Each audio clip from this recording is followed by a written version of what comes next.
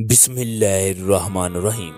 خواتین و حضرات، سعودی عرب کی سرزمین پر ایک ایسا معجزہ پیش آیا جس نے پوری دنیا میں رہنے والے مسلمانوں کو رلا دیا۔ اللہ تعالیٰ نے دنیا کو بتا دیا کہ میں کسی کا مال و دولت نہیں بلکہ میں اس کی نیت کو دیکھتا ہوں۔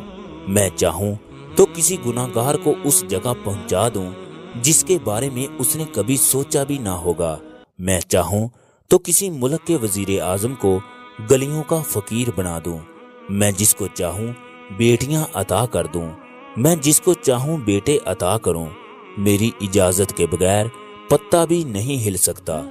سعودی عرب میں ایک آدمی نے خواب میں دیکھا کہ ایک آدمی اس سے کہہ رہا ہے اس نمبر پر رابطہ کر کے اس آدمی کو عمرہ ادا کرواؤ۔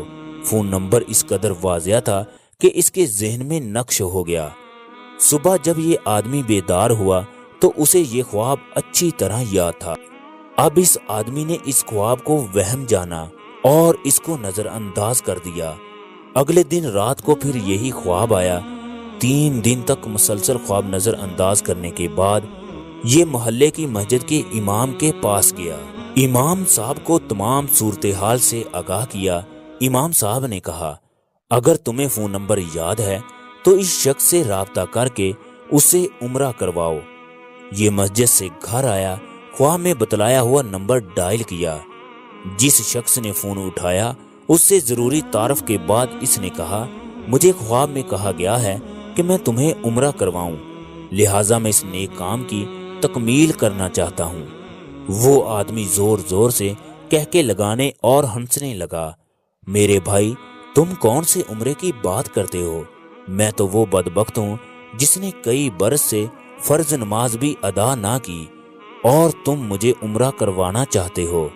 جس شخص نے خواب دیکھا وہ اسے سمجھانے لگا، میرے بھائی میں تمہیں عمرہ کروانا چاہتا ہوں، سارا خرچ میرا ہوگا۔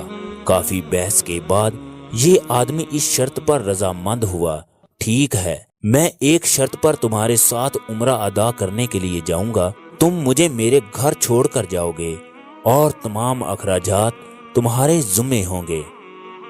وقت مقررہ پر جب وہ دونوں ایک دوسرے سے ملے تو خواب دیکھنے والے شخص نے دیکھا واقعی وہ شخص شکل و صورت سے اچھا آدمی دکھائی نہیں دے رہا تھا۔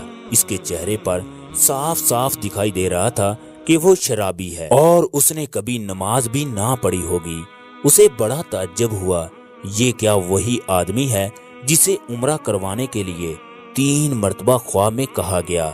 اب یہ دونوں آدمی عمرہ ادا کرنے کے لیے مکہ کی جانب روانہ ہو گئے۔ میقات پر پہنچے، انہوں نے غسل کر کے احرام باندھا، پھر حرم شریف کی طرف روانہ ہو گئے۔ انہوں نے بیت اللہ کا طواف کیا، مقام ابراہیم پر 2 رکعت نماز ادا کی، صفا مروہ کے درمیان سعی کی، پھر اپنے سر کے بال اتروائے۔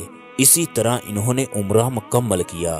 جب یہ دونوں عمرہ ادا کرنے کے بعد باہر نکلے تو وہ شخص جو بہت کوشش کے بعد عمرہ ادا کرنے پر آمادہ ہوا تھا کہنے لگا، دوست میں حرم کو چھوڑنے سے پہلے 2 رکعت نفل ادا کرنا چاہتا ہوں، نہ جانے مجھے دوبارہ عمرے کی توفیق ہوگی یا نہیں۔ اس آدمی نے مسکراتے ہوئے کہا، نفل پڑھو اور بڑے شوق سے پڑھو۔